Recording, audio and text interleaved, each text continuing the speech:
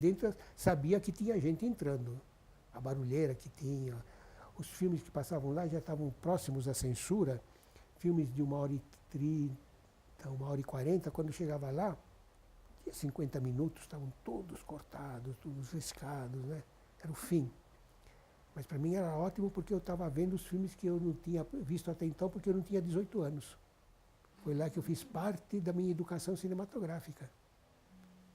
Quais filmes mais o senhor viu lá em Jundiaí? Em quais lugares? Quantas produções você está falando? Quantas?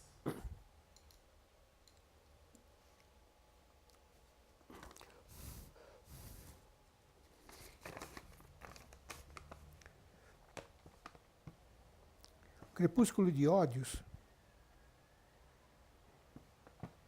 deve ter sido o primeiro para mim. Em 1956 foi feito Paixão de Bruto pelo João Lopes e Alanda. E em 1961 foi projetado, o filme eles devem ter começado, eu me encontrava com o Júlio Robassi, o que é que eu estava montando? Olha, eu estava montando o meu primeiro longa-metragem, Se a Cidade Contasse, em 1954. E eu me encontrava com o Júlio Robassi. Ele deve ter levado de 5 a 6 anos entre a produção e a exibição do filme. O filme só foi exibido em 61, A Lei dos Fortes. E não conheço mais nada de longa-metragem. A não ser aquele outro em 16mm, que tem aquela história bastante romântica, não é? De você fazer um Quais filme. cinemas foram que o senhor viu esses filmes aí, o senhor lembra? Não, eu só assisti o primeiro. Eu só assisti o Crepúsculo no Cine República, que eu narrei, que era um cinema, como é que eles diziam? Era um cinema, não era caveira. Não, eles diziam, não, é esqueleto. Sim, pulgueiro, digamos, se ele fosse sujo, etc. O República não era isso. O República vinha do cinema mudo, ele começou no cinema mudo, quando ainda tinha orquestra.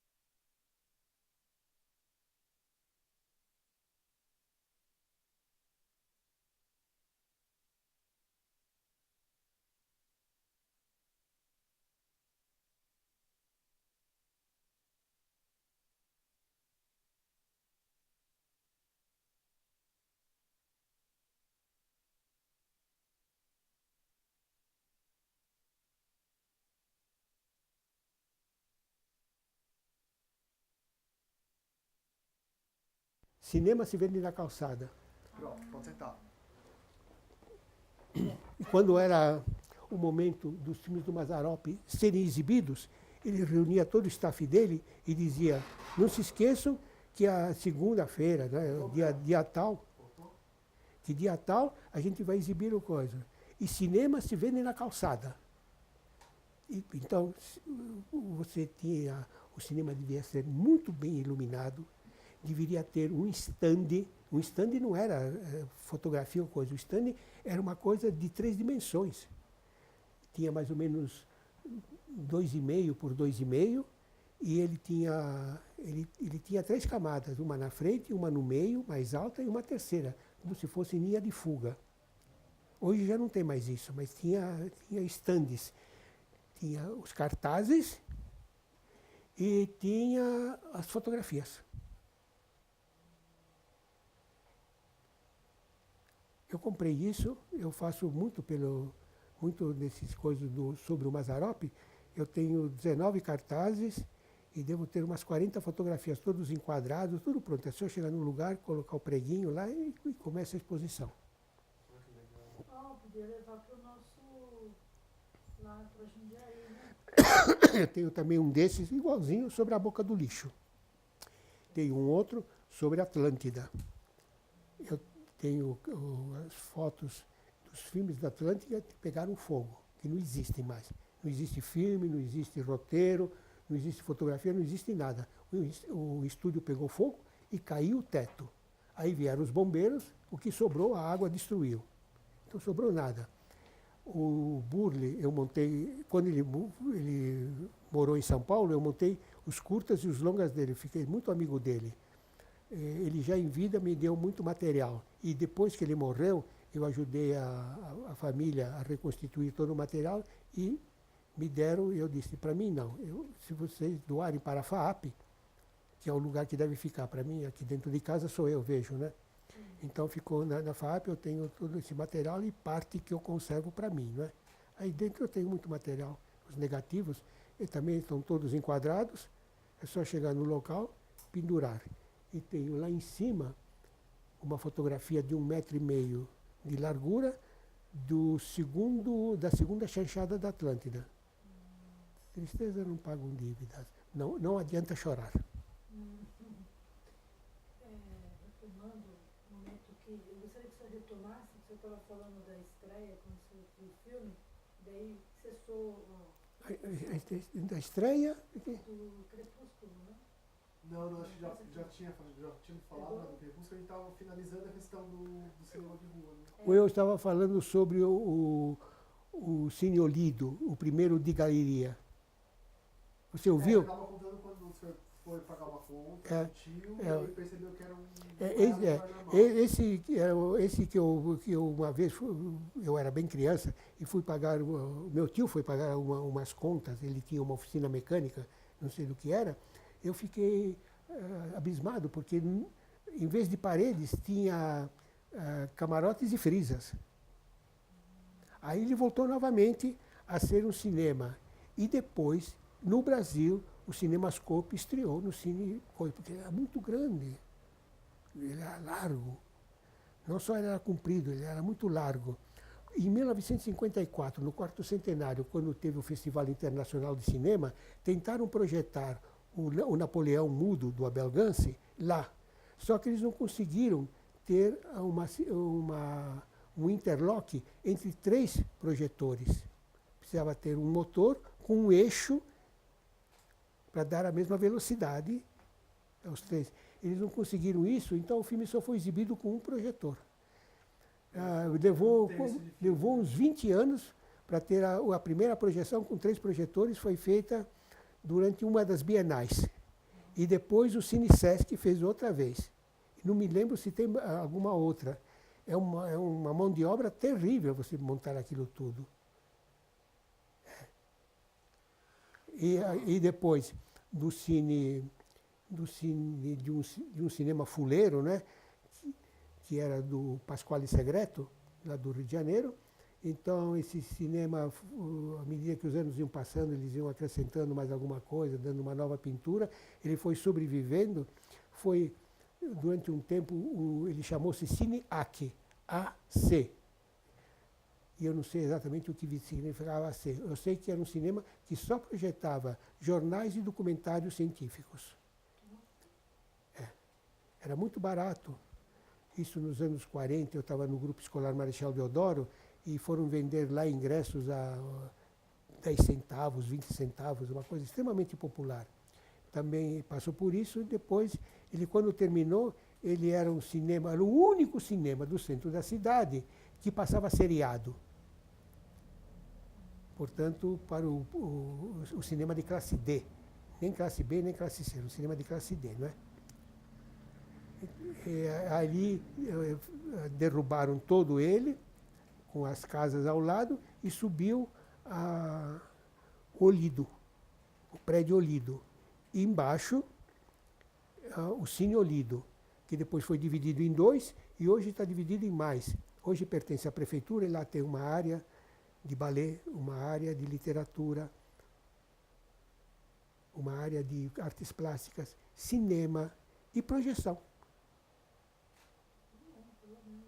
A prefeitura tomou conta daquilo lá e subdividiu, é uma área assim, de vários interesses. Mas foi o primeiro cinema de galeria que houve. Ainda em térreo, né? Porque depois, então, ele foi para o 5º andar no fast food, porque o metro quadrado lá em cima é mais barato do que lá embaixo. O cinema não pode competir com a loja que vende sapato. Eles vendem mais sapato do que cinema.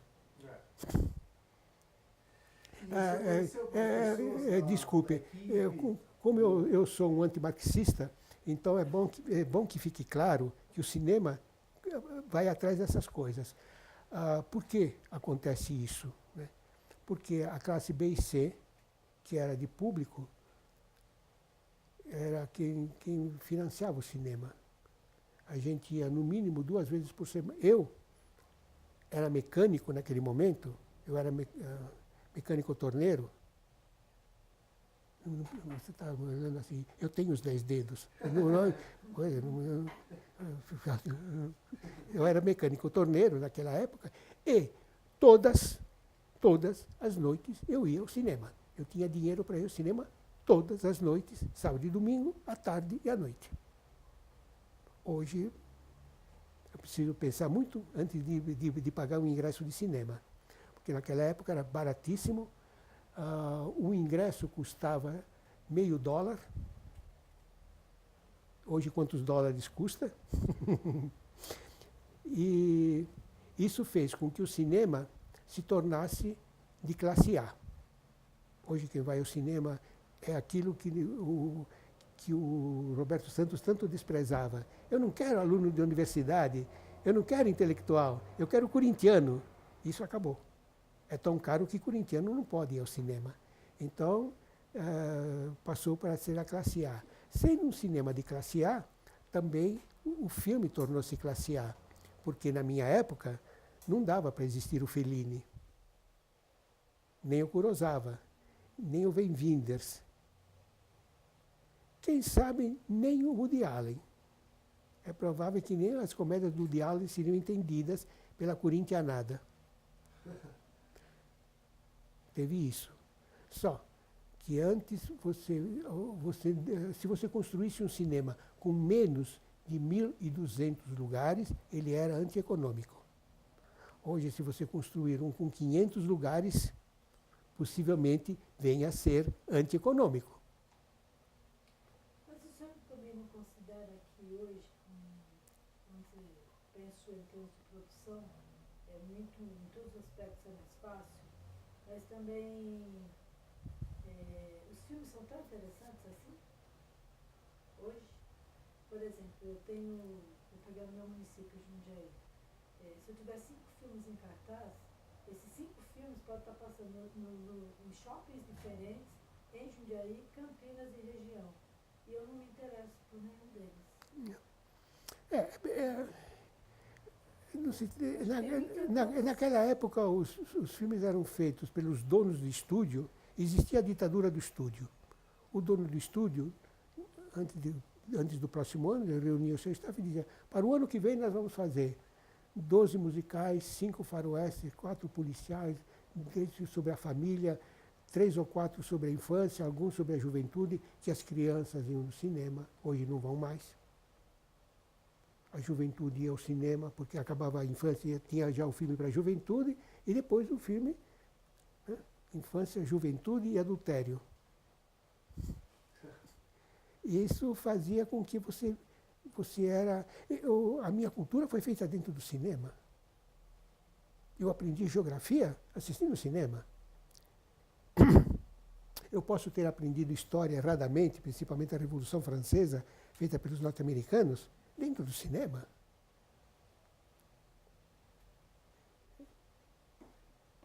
Onde que eu podia ver todas aquelas paisagens, nem tanto da Europa, mas da Ásia, da África, da Oceania, da Austrália.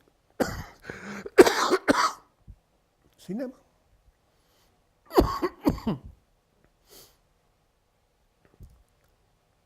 De repente eu vi um filme e dizia: oh, vou ler o João dos Passos. Vou ler Hemingway. Era assim. Quer tomar uma água? Só um minuto. Garcia, você traz um pouco de água, alguma coisa para cá? Estou tossindo. Então, Chuchu. Chuchu. o chuchu Fala. beijão. Um pouco de água para eu tomar. O que é que vocês querem tomar? Eu quero Vou uma fazer água café. também. Então vamos dar uma paradinha? Vamos lá. E um Vamos cafezinho depois, na agora? cozinha. Vamos até a cozinha tomar